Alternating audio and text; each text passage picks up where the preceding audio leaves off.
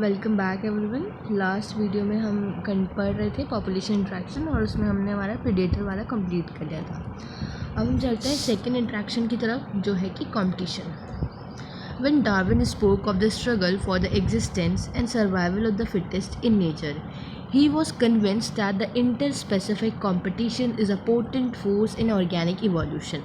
इसके लिए हमने भी ऊपर भी पढ़ा था कि जब डार्विन ने बताया, जब वो देख रहे थे कि स्ट्रगल ऑफ फिटनेस के बारे में उन्होंने बताया, अपनी theory the survival of the fittest के बारे में, तो उन्होंने बताया कि जो इंटर स्पेसिफिक कॉम्पिटिशन होता है, मतलब दो डिफरेंट स्पीशीज़ के बीच में जो कॉम्पिटिशन होता है, ये एक पोटेंशियल फोर्स है किस चीज़ के लिए? ऑर्गेनिक इवोल्यूशन करवाने के लिए। It is generally believed that the competition occur when closely related species compete for the same resources. ये क्या जनरली बिलीव किया जाता है जब कंपटीशन हो दो क्लोजली रिलेटेड स्पीशीज़ के बीच में सेम रिसोर्सेज के लिए, तो वो डाटा लिमिटिंग, और क्या होना चाहिए, वो लिमिटिंग भी है। But this is not entirely true. ये पूरे तरीके से सही नहीं है कि ये हमेशा तभी ही हो। फर्स्टली जो टोटली अनरिलेटेड स्पीशीज़ होती हैं वो भी कॉम्पीट करती हैं सेम रिसोर्सेज के लिए।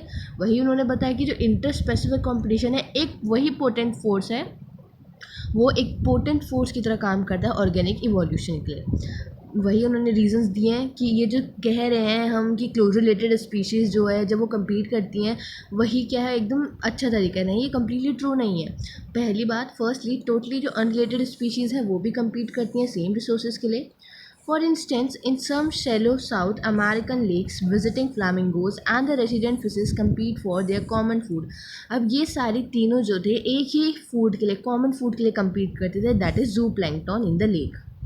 उन्होंने एग्जाम्पल दिया। सेकेंडली कि जो अनरिलेटेड स्पीशीज़ होती हैं वो भी सेम रिसोर्सेज के लिए कम्पीट करती है। सेकेंडली दूसरी बात, जो रिसोर्सेज हैं need not to be limiting for competition to occur, कि रिसोर्सेज जो है लिमिटिंग होना ही ज़रूरी नहीं है तभी कॉम्पिटिशन होगा। In interference competition, the feeding efficiency of one species might be reduced due to the interfering and the inhibitory presence of the other species. अब ये कह रहे हैं जब इंटरफेरेंस होगा कंपटीशन में, मतलब जो दो अलग स्पीशीज़ जो थी वो एक ही फूड के लिए आपस में लड़ रही थी कंपटीशन सर्वाइव करने के लिए, तो जो फीडिंग एफिशिएंसी है दूसरी स्पीशीज़ की, उसकी वजह से जो दूसरी होगी, एक की वजह से दूसरे की फीडिंग एफिशिएंसी पे असर पड़ेगा। एक क्या पता ज़्यादा अच्छे से खा पाती हो, वो उसको खाने ही ना दे।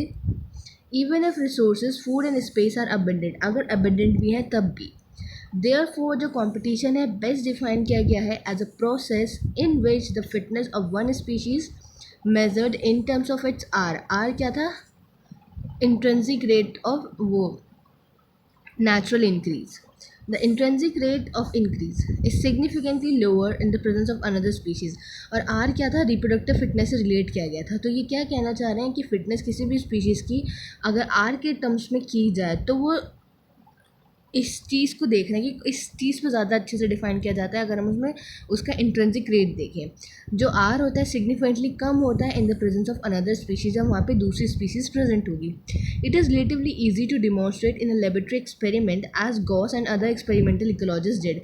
ये आसान है एक्सप्लेन करना लेबोरेटरी एक्सपेरिमेंट पे, जिन्होंने बात कही कि हम कंपटीशन को आर के रेट में देखेंगे और आर का जो रेट है वो कम हो जाता है जब दूसरी स्पीशीज़ प्रेजेंट होती है।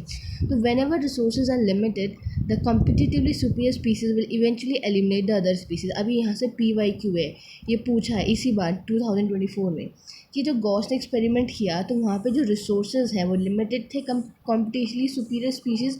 अब जो सुपीरियर स्पीसीज़ थी जो वहाँ कॉम्पिटिशन चल रहा था वो इवेंचुअली एलिमिनेट कर देगी किसको, जो दूसरी स्पीसीज़ है।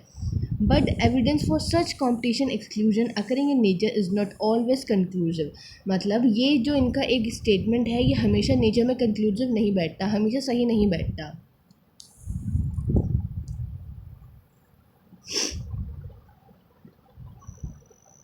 Strong and the persuasive circumstantial evidences does exist, however in some cases.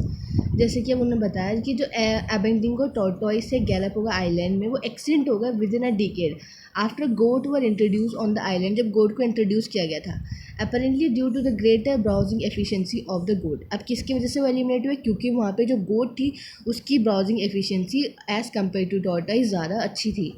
Another evidence for the occurrence of the competition in nature comes from what is called a competitive release. अब ये भी important है, यहाँ से question पूछे जाते हैं। A species whose distribution is restricted to a small geographical area. हम किसकी बात कर रहे हैं? अब एक स्पीशीज़ की बात कर रहे हैं जिसका जो डिस्ट्रीब्यूशन है, जिसकी जो पॉपुलेशन की संख्या है वो एक पर्टिकुलर एरिया तक ही सीमित है. Because of the presence of a competitively superior species is found to expand its distributional range dramatically when the competing species is experimentally removed. अब ये कह रहे हैं कि वो अपनी जो पॉपुलेशन है, जो अपना जो एक जगह में सीमित थी, अब वो अपना बढ़ाना चाहेगी जब कॉम्पिटिटिव वाले स्पीशीज़ को एक्सपेरिमेंटली रिमूव कर दिया जाए. जो कॉर्नेल्स एलिगेंट का फील्ड एक्सपेरिमेंट था जो इन्होंने किया, ये दिखाया कि जो रॉकी सी कोस्ट स्कॉटलैंड था, तो वहाँ पे जो लार्जर और कॉम्पिटिटिवली सुपीरियर बार्निकल थे, दैट इज़ बैलनस, वो डोमिनेट करते थे इंटरटाइडल एरिया पे and excludes the smaller barnacle. और उन्हें जो छोटे छोटे बार्निकल थे, दैट इज़ कैथामेलिस, उनको वहाँ से एक्सक्लूड कर दिया, ख़त्म कर दिया. In general, herbivores and plant appear to be more adversely affected by the competition than the carnivores. तो इन्होंने ये सारे अलग अलग एक्सपेरिमेंट करे, कंपटीशन के बारे में बताया कि ज़रूरी नहीं है कि कंपटीशन यही होगा कि अगर रिसोर्सेज लिमिटेड है तो वही कंपटीशन रहे. नहीं, अगर रिसोर्सेज अनलिमिटेड भी हैं लेकिन वहाँ पे दो अलग स्पीशीज़ हैं और वो एक ही फूड के लिए लड़ रही हैं, कम्पीट कर रही हैं, तो वहाँ पे जिसकी ज़्यादा अच्छी एफिशिएंसी होगी वो लेसर वन वाले को वहाँ पे करने नहीं देगी, सर्वाइव करने नहीं देगी.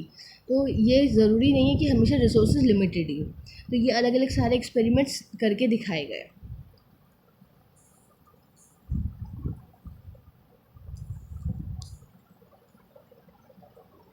और इसमें इन्होंने ये बताया कि कॉम्पिटिटिव रिलीज़ क्या होता है. कॉम्पिटिटिव रिलीज़ का मतलब है जब दो, एक सुपीरियर स्पीसीज़ थी, एक माइनॉरिटी वाली थी. अब जो माइनॉरिटी वाली है उसकी जो पॉपुलेशन, उसकी जनसंख्या एक पर्टिकुलर एरिया तक सीमित है. जब वो सुपीरियर वाली डोमिनेंट वाली स्पीशीज़ हट जाएगी तो वो क्या करेगी, अपनी पॉपुलेशन को ड्रामेटिकली इंक्रीज़ करेगी, दैट इज़ कॉम्पिटिशन रिलीज़. और लास्ट में यहाँ पे क्या कंक्लूड किया गया कि जो हर्बीवोर है वो ज़्यादा एडवर्सली इफेक्ट होते हैं कंपटीशन की वजह से एज़ कम्पेयर टू कार्निवोर्स. अब जो गॉस थे, competitive exclusive principal states that the two closely related species competing for the same resources cannot coexist indefinitely and the competitively inferior one will be eliminated eventually. अब जो Gauss का competitive exclusion principle है वो क्या कहता है, ये PYQ है, नीट 2024 में आया ये स्टेटमेंट वाला क्वेश्चन कि बताओ ये स्टेटमेंट करेक्ट है इनकरेक्ट है. उसमें वहाँ पे क्या किया था, सेम को हटा के डिफरेंट कर दिया गया था. तो गॉस का कॉम्पिटिटिव एक्सक्लूजन प्रिंसिपल ये कहता है कि जो दो क्लोज रिलेटेड स्पीशीज़ हैं जब वो सेम रिसोर्स के लिए क्या कर रही हैं, कम्पीट कर रही हैं, तो वो वहाँ पे को एग्जिस्ट नहीं कर सकती और कम्प्लीटली जो इन्फीरियर वन वाली हो जाएगी, एलिमिनेट हो जाएगी. दिस मे बी ट्रू अगर रिसोर्सेज लिमिटिंग है बट नॉट अदरवाइज. ये वही कहना चाह रहे हैं, ये ट्रू कब है, जब लिमिटिंग हो, लेकिन वैसे नहीं. मोर ओवर जो recent studies do not support such gross generalization about competition. अब जो रीसेंट स्टडीज़ रिसर्च वगैरह चलती हैं वो इस स्टेटमेंट को सपोर्ट नहीं करती. While they do not rule out the occurrence of the interspecific competition in nature, they point out that the species facing competition might evolve mechanisms that promote the coexistence rather than the exclusion. कि अब वो क्या कहती हैं कि कहीं देखा जाता है कि वहाँ पे क्या होता है, coexistence होती है.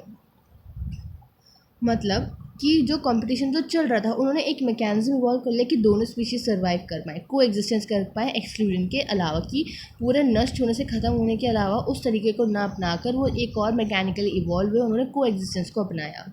One such mechanism is resource partitioning. और इस चीज़ के लिए एक क्या देखा जाता है, रिसोर्स पार्टनिंग, कि रिसोर्सेज को हमने पार्टीशन कर लिया, बांट लिया. If the two species compete for the same resources they could avoid competition by choosing for instance the different time for feeding. क्या कर सकते हैं वो, अपने फीडिंग का डिफरेंट टाइम चूज़ कर सकते हैं, डिफरेंट फॉरेजिंग पैटर्न हो सकते हैं उनके. तो इस तरीके से क्या किया जा सकता है, यहाँ पे रिसोर्स पार्टनिंग करके को एग्जिस्टेंसली हम रह सकते हैं. यही यहाँ से पता चलता है. अब जो मैक आर्थर थे उन्होंने दिखाया कि जो 5 क्लोज रिलेटेड स्पीशीज़ थी वार्बल्स की, वो सेम ट्री पे रहती थी, were able to avoid competition. उन्होंने कॉम्पिटिशन को कैसे अवॉइड करा और क्या करा, उन्होंने को एग्जिस्ट करा, क्योंकि उनमें क्या आ गया, बिहेवियरल डिफरेंसेस आ गए उनकी फॉरेजिंग एक्टिविटीज़ में. अब ये इंपॉर्टेंट है यहाँ से लाइन की, ये एक एग्जाम्पल दिया गया कि कैसे, एक तो हमने देखा रिसोर्स पार्टनिंग और यहाँ पे behavioural differences in their foraging activities. तो यहाँ से भी क्वेश्चन पूछा जा सकता है कि कैसे, किस तरीके से किया गया वो चीज़, और किसका एग्जाम्पल था यहाँ पे, 5 क्लोजली रिलेटेड स्पीशीज़ किसकी, वार्बल्स की। Now third interaction is parasitism. Considering that the parasitic mode of the life ensures the free loading and the meals, हम क्या कंसिडर करते हैं कि पैरासिटिक मोड में क्या होता है, बस फ्री में पड़े रहो, खाते रहो मज़े से। It is not surprising that parasitism has evolve in so many taxonomic group from plants to higher vertebrates, कि जो पैरासिटिज्म है बहुत ज़्यादा इवॉल्व हुआ है प्लांट से लेके हायर वर्टिब्रेट्स तक। Many parasites have evolve to be the host